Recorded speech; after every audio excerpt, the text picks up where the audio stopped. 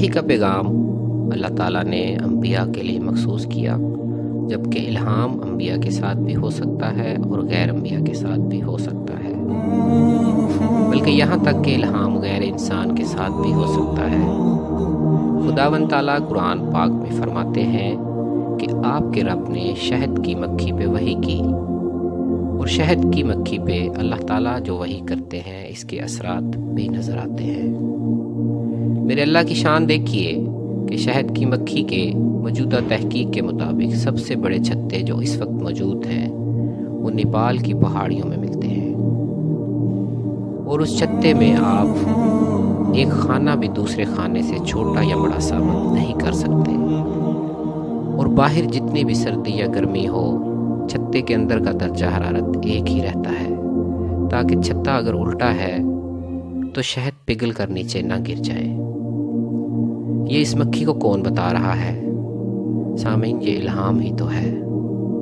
سامعین، یہاں ہم ایک مچھلی کا بھی تذکرہ کرتے ہیں جس کی عمر جب 5 سال ہوتی ہے تو وہ اپنے علاقے سے ہجرت کرتی ہے، جیسا کہ آپ کو معلوم ہے کہ اکثر چرند و پرند بھی ایسے ہجرت کرتے ہیں۔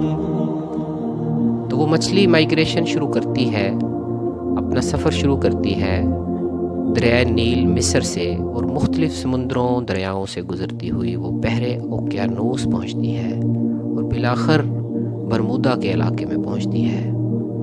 وہاں جو پانی ہے اس کی گہرائی تقریباً 1200 فٹ ہوتی ہے، اور اس میں نمکیات صرف 35% ہوتے ہیں، اور یہی وہ ریکوائرڈ ایٹماسفیئر ہے جہاں اس مچھلی کے انڈے سروائیو کر سکتے ہیں، وگرنہ وہ انڈے خراب ہو جائیں گے۔ اب یہ مچھلی 2000 میل کا فاصلہ طے کر کے یہاں تک پہنچتی ہے، تو اس کو یہ راستہ کس نے بتایا؟ بے شک میرا اللہ ہی تمام جہانوں کا پالنے والا ہے۔ اور جس طرح اکثر مچھلیاں انڈے دے کر مر جاتی ہیں، تو اس مچھلی کے انڈوں سے نکلنے والے بچے بھی بغیر ماں کے اسی جگہ پہ واپس جاتے ہیں جہاں سے ان کی مائیں آئی ہوتی ہیں۔ سامعین، بے شک میرا خدا ہی سب جہانوں کا پالنے والا ہے، اس کی قدرت اور اس کی عطا بے حساب ہے۔ وہ پتھر میں موجود کیڑے کو بھی رزق عطا کرتا ہے، فضاؤں میں اڑنے والے پرندے اور سمندروں کی گہرائیوں میں رہنے والے ہزاروں اقسام کے جانداروں کو بھی وہی پال رہا ہے۔